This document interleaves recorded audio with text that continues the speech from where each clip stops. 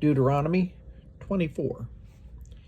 If a man marries a woman who becomes displeasing to him because he finds something indecent about her, and he writes her a certificate of divorce, gives it to her, and sends her from his house, and if after she leaves his house, she becomes the wife of another man, and her second husband dislikes her and writes her a certificate of divorce, gives it to her, and sends her from his house, or if he dies, then her first husband, who divorced her, is not allowed to marry her again after she has been defiled.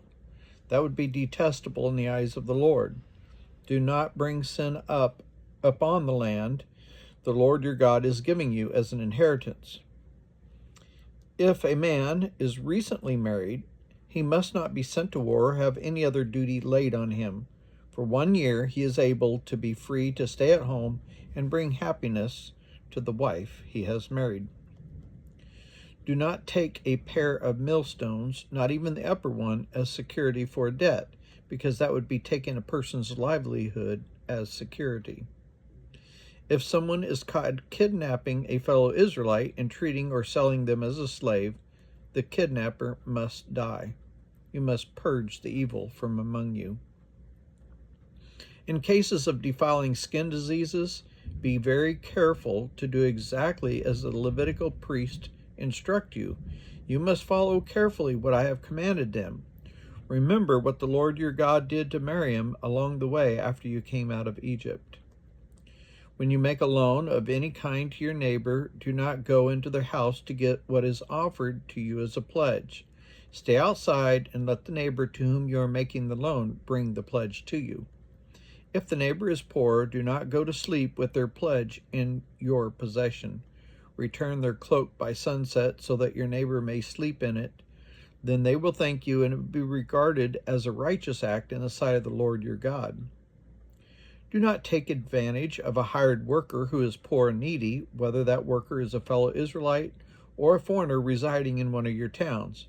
Pay them their wages each day before sunset, because they are poor and counting on it. Otherwise they may cry to the Lord against you, and you will be guilty of sin.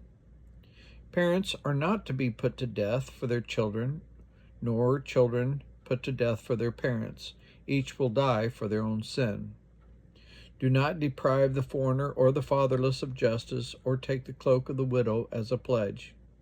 Remember that you were slaves in Egypt, and that the Lord your God redeemed you from there. That is why I command you to do this. When you are harvesting in your field and you overlook a sheaf, do not go back to get it. Leave it for the foreigner, the fatherless, and the widow, so that the Lord your God may bless you in the work of your hands. When you beat the olives from your trees, do not go over the branches a second time. Leave what remains for the foreigner, the fatherless, and the widow. When you harvest the grapes in your vineyard, do not go over the vines again. Leave what remains to the foreigner, the fatherless, and the widow. Remember that you were slaves in Egypt. That is why I command you to do this.